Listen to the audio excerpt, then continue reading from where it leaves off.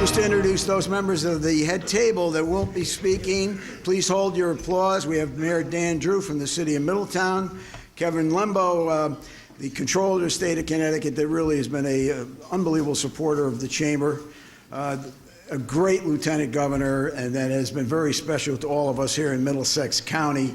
All of the years from when she was controller to Lieutenant Governor Nancy Wyman. Let's have a round of applause for her.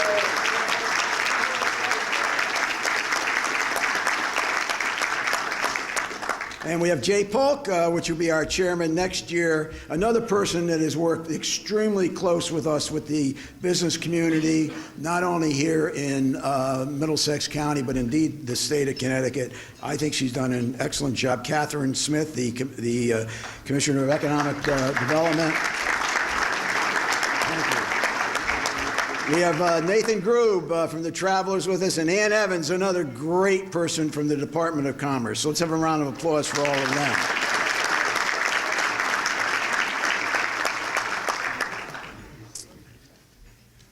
We had a couple of real big losses to the chamber over the past couple of weeks.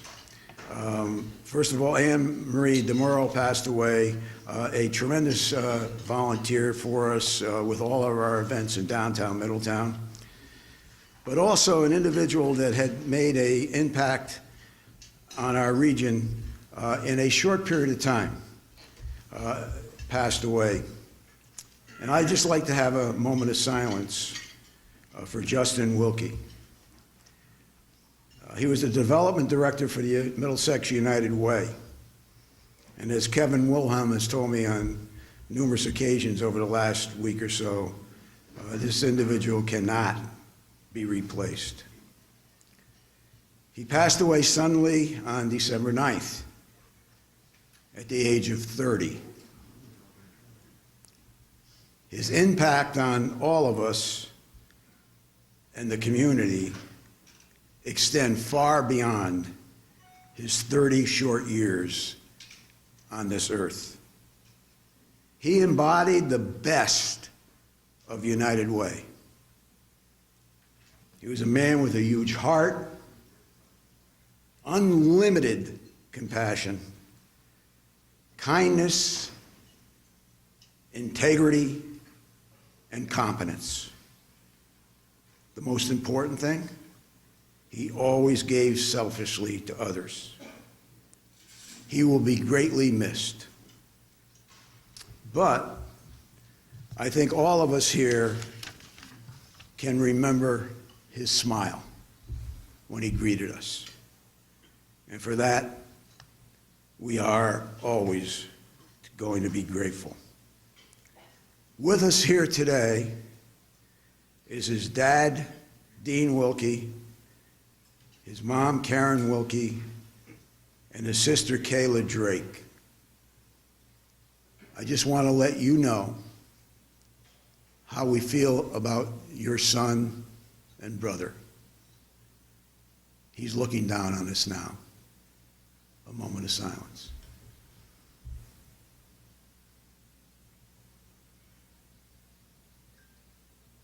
Thank you very much.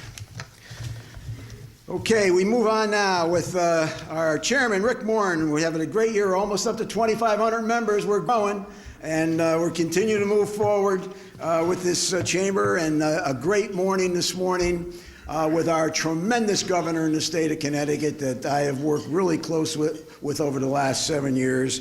And come on, Rick, come on up and introduce some people. All right. Thank you, Larry.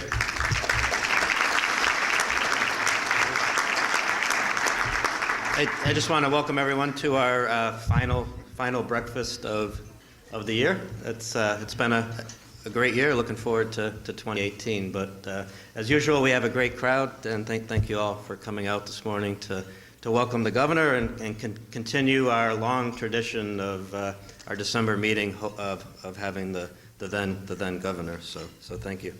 I'd like to start by just recognizing we have a big agenda today and a tremendous amount of officials in attendance. I just want to have you take a moment, go through the list. The blue sheet in front of you has the the members in attendance. So just if they're at your table, just thank them.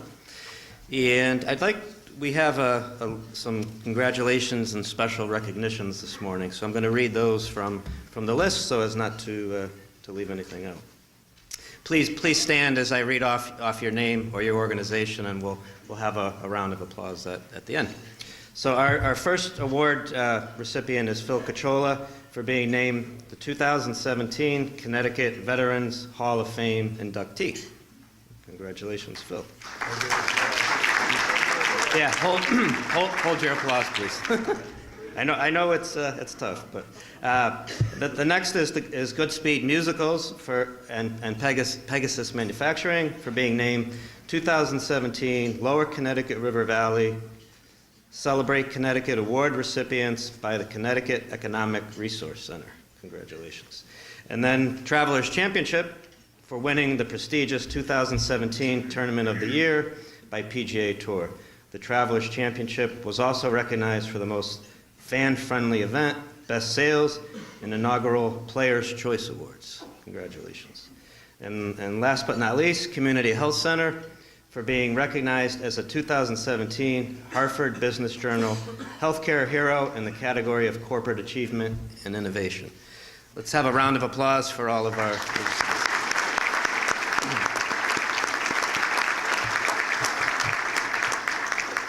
And I just want to end by just thanking the Chamber staff for putting on this great event. A lot of work goes into it, so we definitely appreciate it. So if we could have a round of applause for them. Great. And I just want to wish everyone a Merry Christmas, Happy Holiday, and a prosperous and Happy New Year. Thank you.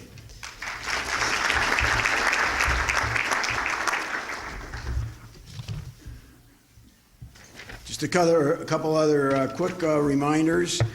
You got your Distinguished Citizen nomination forms in. We usually get about 250 or so nominations. Please fill those out and send it in to us. On your tables also, as we're having our Taste of Middlesex County again on January 15th to the 21st, and that will be starting off with a big business after work, which we will be having at the fire at the Ridge, up at the Powder Ridge. Also, just at this time of year, it's always great to remember certain things. But back in 1929, there was a bundle of joy that was born. His name was Billy Ciotto.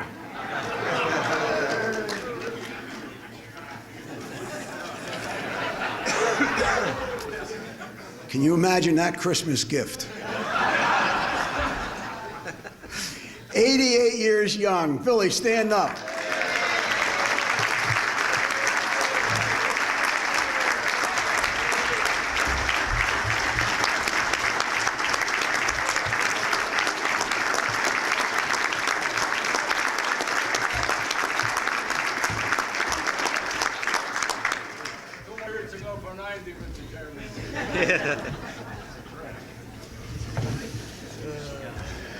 We've got a big birthday cake for that one. Also, I'd like to recognize the new superintendent of schools here in Middletown. We're very fortunate. I think that, as you know, they did a huge search for this job. It's a big job. As you know, the Chamber is really works close with both higher ed and K through 12. And we're very fortunate to have Michael Cunner with us here today, new superintendent of schools coming from Norwalk. Michael, stand up and please be recognized. Thanks for joining us here today.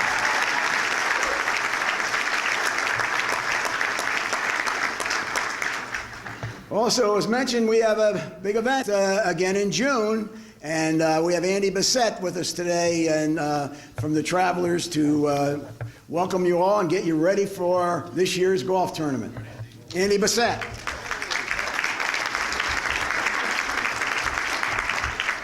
Thanks, Larry. Nathan reminded me it's 179 days to the Travelers Championship, so if it's not on your calendar, put it on there. I just wanted to say quickly thank you to all of you. We're so proud of Travelers to be your title sponsor of the Travelers Championship, and what each of you do in this room, whether you're a fan, a sponsor, media covering us. I know there's no players here. I thank them too. But thank you for what you do and all your support to make us who we are. You're all a part of us, and you're all a part of all those awards we got. And I got to tell you, the one award that was really cool that Alan Schnitzer, our chairman and CEO, and I really love is the Players' Choice Award. That's voted on by all the PGA Tour players, and they voted on it, and they elected us as the Players' Choice Award of the year. So that was really terrific. But we can't do it without the support. And Governor, you know, you've been a stalwart from day one. The governor and I talk quite often, and I say, we need some support again. But the governor has been very supportive in many different ways, and the lieutenant governor and Catherine Smith, the commissioner of DECD. I mean, you guys are really part of our team, and we can't do this without you. And, you know, finally, this is great. It's not great. It's great for Travels. It's great for the Travels Championship. But this is great for the state of Connecticut. This tournament's broadcast to over 200 countries around the world. And last year, everywhere I go, everywhere they say, wow, what a shot by Jordan Spieth. Yeah, like I had anything to do with it. But it was terrific. And, you know, to have that kind of an ending and to have it broadcast over 200 countries around the world and have the support of the state and this chamber and Larry and the rest of the team and the chief, town manager of Cromwell. I mean, you guys are great. We have so many great partners, and we can't thank you enough. And 179 days, we look forward to seeing you in June.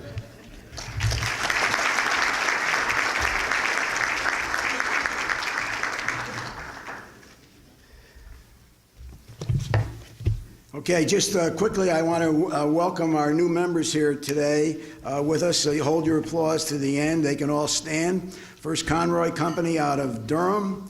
Sident, one of the big engineering companies that moved here just recently, 4 of them that's located in Middletown. Food Share from Bloomfield, Marvelous Mouse Travels from Middletown, Security 101 from Plainville, USA Lead Solutions from Southbury, Wade Financial Group in Middletown, and Witters Webb from Middletown. Let's have a round of applause for all these new members.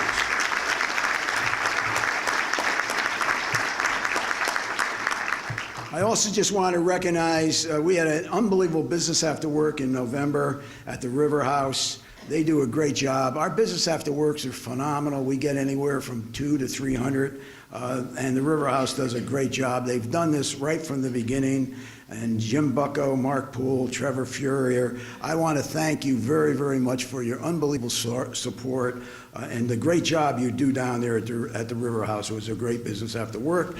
And also I want to thank Bill McHugh for his unbelievable sponsorship of our real estate council and the events that they did. We had over 100 at an event just a couple of weeks ago at that also. As we move forward now, before we introduce the governor, I'd just like to mention a couple of things, one of which I want to thank those people from UConn that are with us here today that, as you know, I served 8.5 years as chair of that board. I really enjoyed it. I worked with the governor very closely. There's no one more supportive of higher ed in the state of Connecticut than this governor. He has been unbelievable, unwavering in his support, and we've proven it at UConn what can happen with that type of support moving up to a top 18 university in the country. We have a couple of trustees with us, Rich Carberry and Tom Ritter, and of course Andy Bissett, and really the right-hand person to me, Rochelle Rubin. I'd just like to have him recognized and thank him very, very much. And Colin Levy's here also with the foundation. Governor, before I introduce Craig and people from Eversource, I just want to say a couple of things from my heart about you. You came in 7 years ago in an unbelievable tough situation in the state of Connecticut, economically, as you all know. Not only the budget cycles that we had to go through and the battles at that, but just the general attitude in the state of Connecticut. And you know, we've talked, and I've talked with Catherine on numerous occasions, and my board feels this way at this chamber. We're a cup half full operation here in Middlesex County. There's too much negative stuff that goes on all the time. A lot of good things happening in our state, and we just don't get out and say it all the time. And I want to thank you for a lot of those good things, one of which is these 4 engineering companies that moved into Middletown and what Pratt & Whitney has been doing, the explosion with jobs there. You had Sandy Hook, which I cannot fathom what this man and our lieutenant governor had to go through telling the parents at that. You had storms on an ongoing situation that had to, people's lights and power and all of that go through that. You've had transportation issues. But there's one thing that Governor Malloy has done that no one can take away from him, is that he's given it 110% effort. And there is no one that's been more dedicated to try to turn things around and stop kicking the can forward. And when you make those decisions, people are not happy. But I can tell you the state of Connecticut and the residents of the state of Connecticut 20, 25 years from now are going to look back at this time and say things like, the state of Connecticut changed. And I'm talking as Larry McHugh on this one. And I want to thank you for your service to the state of Connecticut and your friendship. Thank you very much.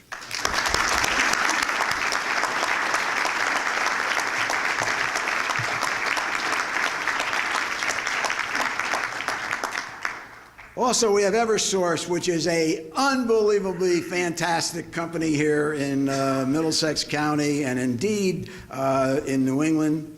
And I would be remiss if I didn't mention a few people that have really worked hard with us. Dan Moore, who serves on our legislative committee, Rod Powell on our executive board, Lindsay Park, who works with our minority programs in the chamber for us, Pat Bandas and Kathy Lezon that go to every division meeting and are out there all the time listening to people. And the most important person, Peg Morton, who has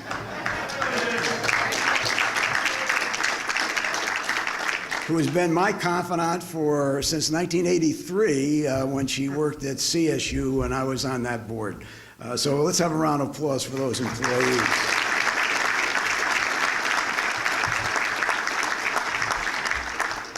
Gives me a great honor now to introduce Greg Hallstrom, Regional Electric Operations President for Connecticut and Massachusetts for Eversource.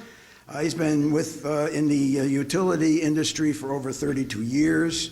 He holds a master's degree in business administration from Northeastern and business management from Merrimack College. More importantly, he's another one in the line of Eversource leadership that really believes in giving back to the community. And that is the most important thing. And that's why I am so proud to say that I'm a strong supporter of Eversource and everything that you've been doing. You have a lot of tough things that are dealt to you, but you're always up front and you're always there for our community. Craig, come on up. Thank you.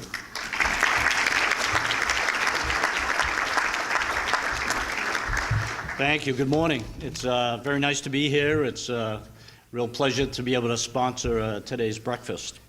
Thanks, Larry. I'm honored to be here at the Chamber's breakfast featuring Governor Malloy. Larry, you're a true champion for Connecticut, and we deeply appreciate your dedication and commitment to our state. You've spearheaded major initiatives here in Connecticut that will strengthen our statewide economy for generations to come, and we thank you. Governor Dan Malloy, who I'm proud to welcome introduced this morning, shares your vision and commitment to this great state and continues to work incredibly hard every day to move Connecticut forward. He's doing this by making investments in economic development to enhance Connecticut's competitiveness on a national and global scale. He's assisting businesses in expanding and relocating to Connecticut. And he's making smart decisions to promote transit-oriented development, creating new housing, and addressing public health and safety concerns here in the state. Economic opportunity, jobs, transportation, housing infrastructure, the governor's leadership is paving the way for our state's future growth and prosperity. Governor Malloy also has been at the forefront when it comes to addressing regional energy needs. He, like us at Eversource, recognizes the importance of bringing natural gas, clean hydropower, and renewables into the New England area. He continues to advance policies and programs that puts Connecticut on a path to reduce energy costs, improve system reliability, and minimize environmental impacts for its residences and its businesses. Eversource is also leading the effort to connect customers to energy-saving solutions that protect our planet and help our region stay competitive. And in fact, Eversource is the #1 energy provider again in the nation, and we continue to be a clean energy leader. The projects we have underway at Eversource include Northern Pass offshore wind, and these projects will remove 10 million tons of carbon from the New England footprint to help us achieve our region's clean energy goals. Eversource is the leader in the U.S. in offshore wind, and we continue to collaborate with our partners to provide solutions for our energy needs going forward. Our customers, our reliability numbers for our customers, which I'm very proud of, are consistently in the top quartile in the industry each and every year. We're proud to be a trusted source for energy expertise, and together we're empowering our region and working for a better tomorrow. All this work is in lockstep what I know the governor would call cleaner, cheaper, and more reliable energy for all. Thank you, Governor Malloy, for your leadership. Thank you, Larry, for having us here this morning.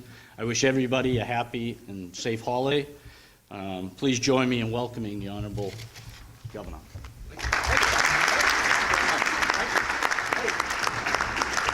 Thank you. Sit down.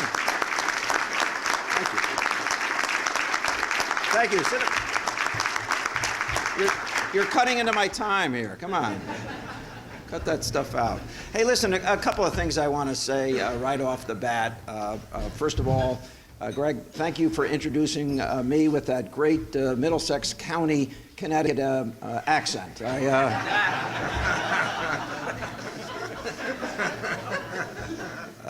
As a guy who went to college in Boston and who married a bride from Boston, I can appreciate how hard it is to speak to us down here. So, I want to say to the Travelers and Andy and team how proud we are that the players selected that as the best tournament this past year, and won other awards as well. What Travelers has done for the state of Connecticut, and particularly for the charitable organizations that benefit receiving 100% of the profits of that tournament is really quite extraordinary. And Travelers has been a great company here in Connecticut for us, and they demonstrate that with this tournament and so many other ways. But congratulations to Travelers.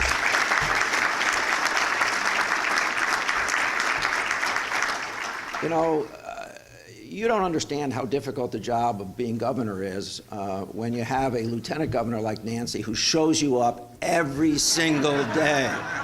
You know, I stopped walking in parades with her because she shows off those heels. She's the nicest person in the world, the hardest working, and it really has been a very great pleasure working with Nancy Wyman and getting to know her and her family so extraordinarily well over the last, 8 years if you include the year we were running. So, Nancy, thank you very much for what you do for all of us.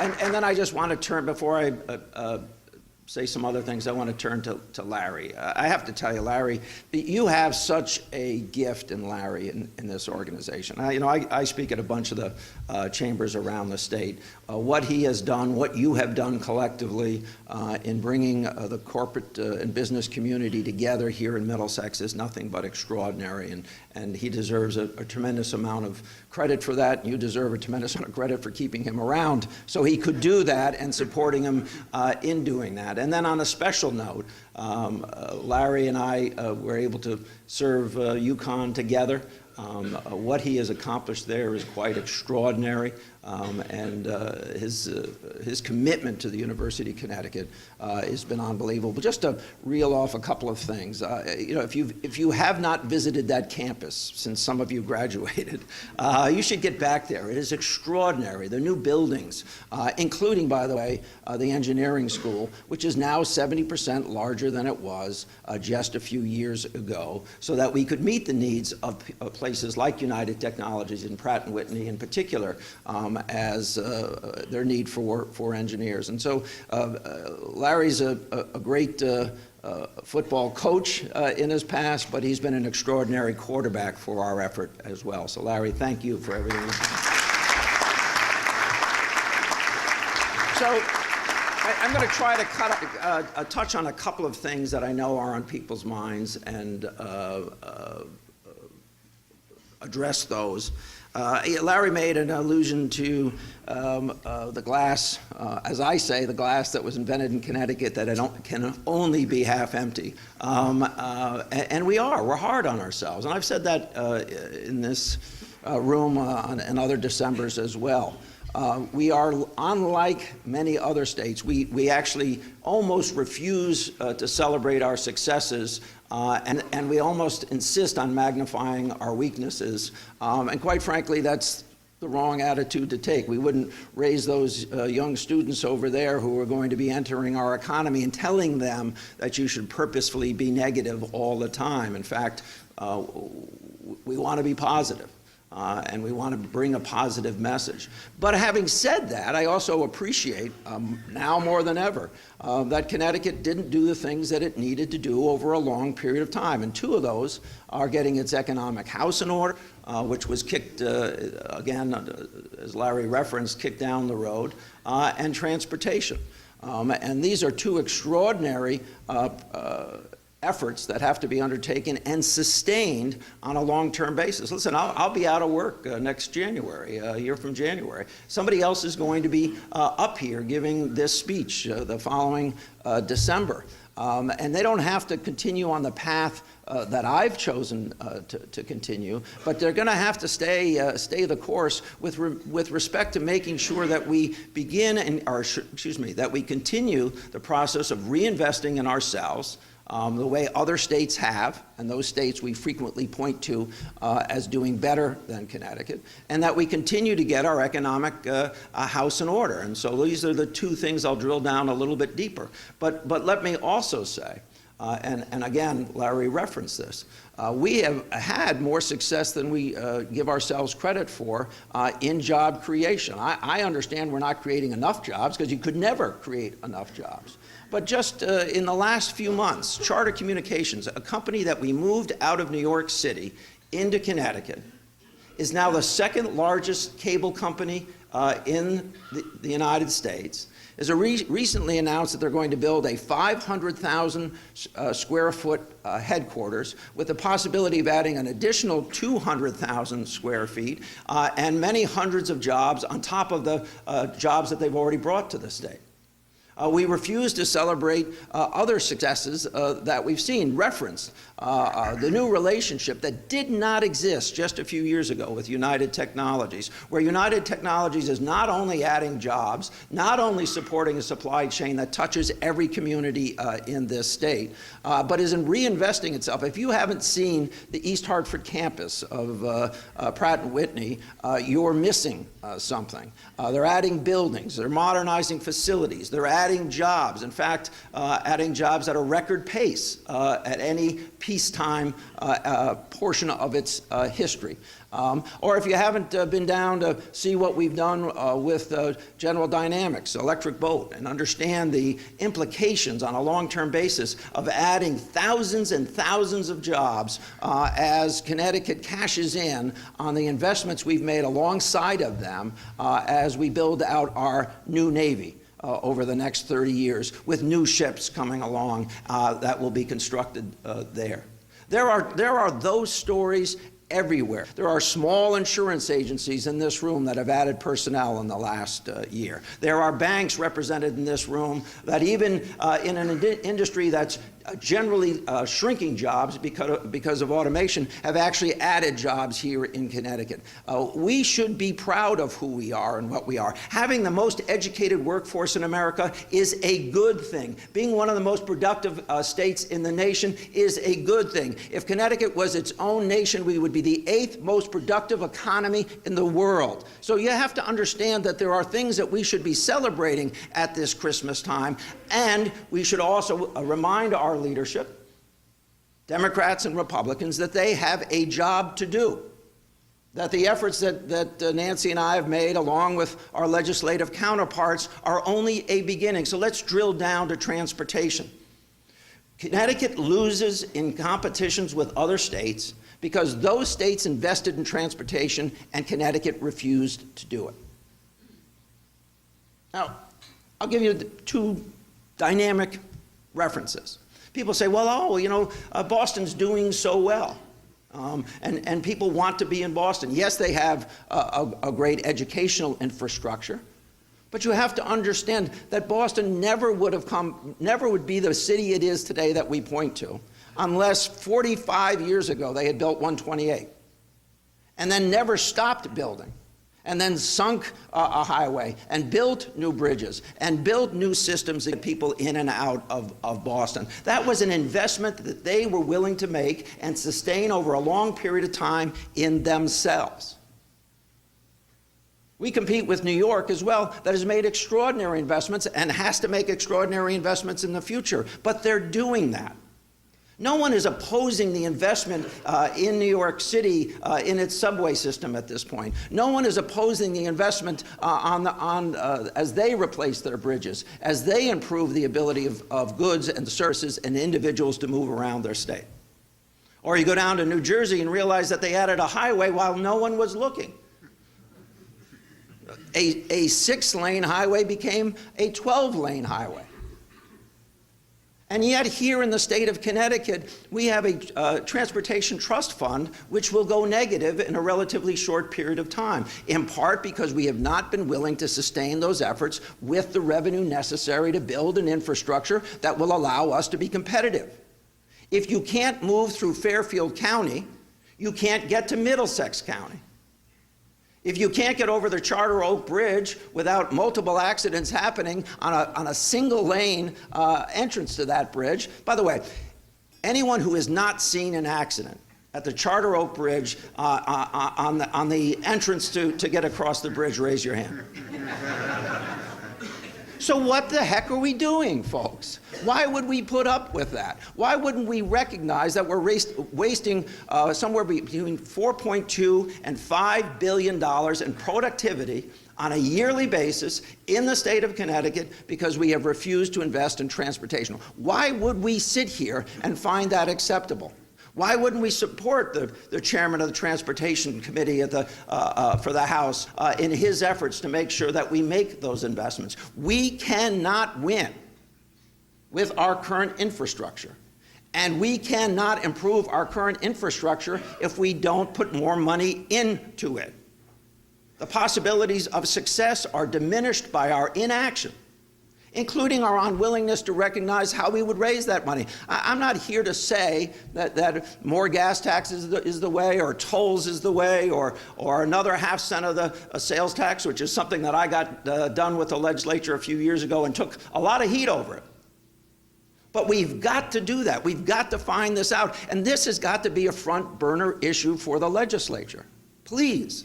Don't leave the breakfast today and say, well, there goes Malloy again. He only wants to spend more money. No.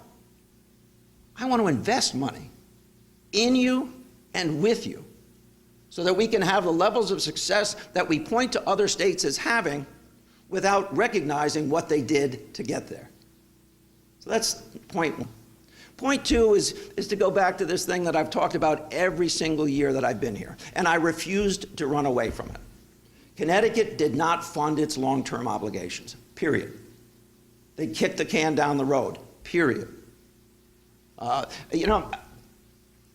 become a bit of a cynic. Of course, I'm the 8th child in a large family, the youngest, so I was probably born a cynic. We're in about my brother's getting food before I did. But